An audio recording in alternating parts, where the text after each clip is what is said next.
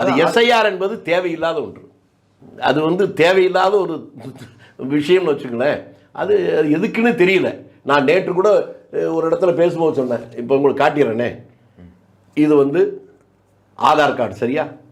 இந்த ஆதார் கார்டு எதற்காக தரப்பட்டது? இந்த ஆதார் கார்டு இதை மட்டும் கொடுத்துட்டாலே ஒரு நிமிஷத்தில் இந்தியாவை எந்த மூலைக்கு போனாலும் அங்கே இருக்கிறவன் கம்ப்யூட்டரை பார்த்தா நம்ம வரலாறு சொல்லிட முடியும். எல்லாம் இதில் இருக்கா?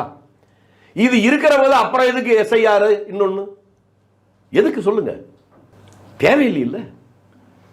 அதை கொண்டு வருவது திரும்ப ஒரு பதட்டத்தை உருவாக்குறாங்க. ஒன்று. ரெண்டாவதுல பல தவறுகள் நடக்குன்னு தெரியுது. நீங்க சொல்ற பீகார் தேர்தலையே 60 லட்சம் வாக்காளர்கள் நீக்கப்பட்டிருக்காங்க. ஆதாரப்பூர்வம் வந்துருச்சு. சில பேர் செத்து போயிட்டாங்கன்னு இருந்ததை அதுல ஒரு 7-8 பேரை உட்கார வச்சு, எங்களுடைய தலைவர் ராகுல் காந்தி நான் செத்து போன உடனே டீ குடிச்சிட்டு இருக்கேன் அப்படி எடுத்து அந்த படமெல்லாம் பத்திரிகையில் வந்துச்சா?